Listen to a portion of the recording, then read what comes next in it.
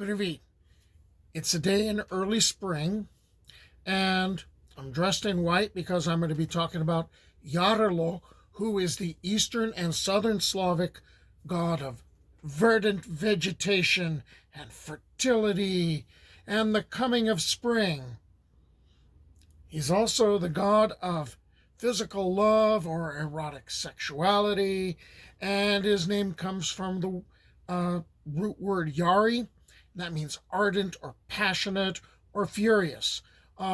This youthful life force that he represents, this was considered sacred in the pre-Christian Slavic religion. The Western Slavs called him Yaro, and he was identified with the white god, that would be Bielebog, even though I think the white god in Bielebog is supposed to represent like good stuff. He was kind of like a later invention by Christian monks, but we'll get into this stuff. As befitting a deity who's associated with fertility and spring and agriculture, Yarilo is associated with agricultural images, with the grains and cereals, and it's not much of a surprise that he's portrayed as a young man dressed in white, barefooted, maybe with a wreath of wheat on his head or a crown of wildflowers, and he's armed with a wheat sheaf in his right hand and a human skull, maybe a severed head, in his left. Okay, there are some other historical folk accounts that say he's venerated with equine characteristics. He might be seen as a young warrior riding atop a healthy horse, or he's an actual horse, or you might kind of do the math and consider some anatomy on a horse and how that might be associated with fertility. And there's talk that he's also a shapeshifter. His sign is a six-pointed cross. Figuring out who is related to who and working out a family tree in Slavic mythology isn't really easy. It isn't so much like a family tree, it's more like a hedge.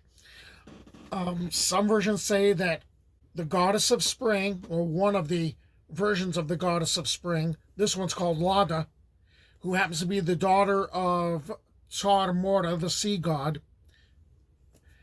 that she is married to Dajbog, the god of the sun, and she is the mother of Yarilo, but she also happens to have a few other kids, like the twins, Lel and Polel, so those would be his brothers. And some say that Yarilo is supposed to be helping out Mom, or actually Vesna, who is another spring goddess, but it might be Lada, on her journey to fight Mara. Mara's going to become important later. And there's a lot of extremely different versions that have been reconstructed by folklorists. But a lot of it centers on, hey, Yarilo is pretty typical of, a rebirth deity. You go the life, death, rebirth, okay? So that stuff's going on. And he's believed to be reborn and killed every year.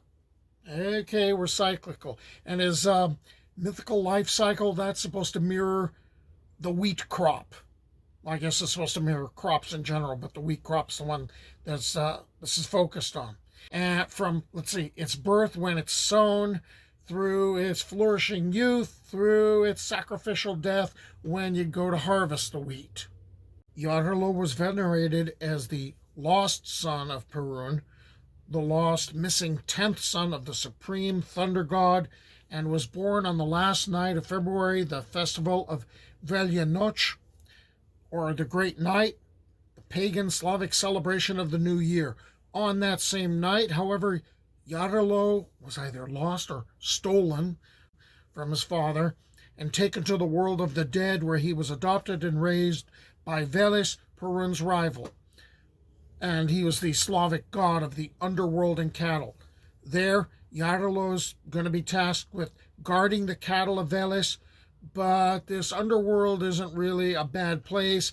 It's supposed to be more like a utopian world of everlasting lush plants and green grass and wetlands. And if you want to deal with like the mythical geography of the ancient Slavs, the land of the dead was assumed to lie across the sea where migrating birds would fly every winter. When spring shows up again, so does Yarilo. He comes from the other world. He comes from over the sea. He covers this tremendous distance, and part of it he rides on a horse because he's, remember, depicted as sometimes riding a horse, and a lot of it he walks, so his feet are sore, and this is going to become significant a little later on when we get to the rituals. And springtime is showing up, and the first god who notices that Yarilo has returned, that's Mara. She's the goddess of winter and death. She's also a daughter of Perun. Yarilo and Mara fall in love because that's how mythology works. And they start courting each other. And so brother and sister end up going through these elaborate rituals, which are very traditional Slavic courtship customs and wedding customs.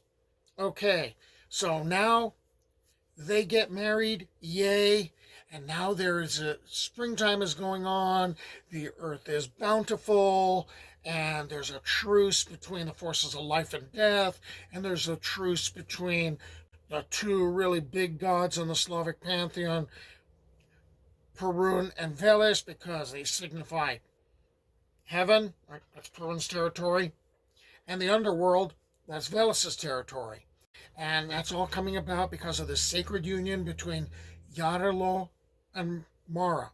And, okay, bountiful harvest is on its way. Okay, there's that problem with the word harvest. Yarilo's life follows the cycle of the crops. Okay, and that means you got to harvest the crops. And that's the ritual death of the crops. So that means we're going to see the death of Yarilo. And the way some of the myths have worked it out is Yarilo has a roving eye, and okay, he's the god of carnal love, erotic stuff, so he's going to be spreading his seed everywhere. And Mara has a problem with this, and either Mara kills him in a really grisly way, and we'll get to some of this stuff, or it could be her brothers, which are also Yarilo's brothers, and it gets ugly. And okay, bottom line, Yarilo dies, and then his body gets dismembered, and then Mara built a house out of him. And then eventually she becomes mean and bitter, and she kind of goes dark and basically becomes the goddess that everyone thinks of in Slavic mythology, of associated with winter and death and all this badness. And then eventually she dies. And then we get to start the cycle all over again. Okay, remember I mentioned there's a horse in the description of Yarilo. Either he's riding a horse, or he is the horse, or let's think about the anatomy, and I don't want to really dwell upon that too much. But if he's that rider of the horse, he's the rider of the horse who also walks. That's why he's got the sore feet. And there's this key phrase in some of the ancient mythical texts that describe this return of the vegetation and the fertility as a rhyme of hodite rodite, to walk and to give birth to. And that's survived into folk songs. Okay. Yarilo is identified as a mischievous god, so he's a bit of a prankster, and part of that is So he's kind of like Proteus or Loki, as far as he's a shapeshifter, can assume the form of a horse. And if you dig into like Baltic mythology, um, he gets also associated with the moon and his behavior and that whole mischievous side of him and the shape shifting part of him that gets identified with the changing phases of the moon. And remember, his mischievous nature kind of, results in, you know, betraying his wife, who cuts him up and makes a house out of him. Um, he's also compared, because he got that death and life thing going on, that cycle. He's compared with Adonis and Dionysus, if you need comparisons in other mythology. Okay, so now we got to get into the ritual stuff, right? Yarilo is showing up, back from the underworld, and he's bringing spring and fertility with him, and there's going to be a festival that's held that's going to honor him, and it honors the spring sowing, which I had read in a number of sources that you were not allowed to plow the land until March 25th. Okay, so we have the sowing beginning, and what ends up happening is someone or something is identified as Yarilo. So it could be a doll that's made of straw, or it could be a man or a child in the village that's adorned with green branches. In a lot of different places, it would be the village maidens get together and they pick the prettiest one out of the group, and she dresses as Yarilo and probably wears like a wreath of the wildflowers or maybe of wheat or something in her hair, and they put her on a white horse, and then all the maidens do the circle dance around the horse. And remember, he's that rider that also walks, okay, the footsore guy. And so there's that key phrase of, or the rhyme of hodete rodete, to walk, to give birth to. And that survives in some of the folk songs that were done to honor him, where Yarilo walks, there your field gives birth.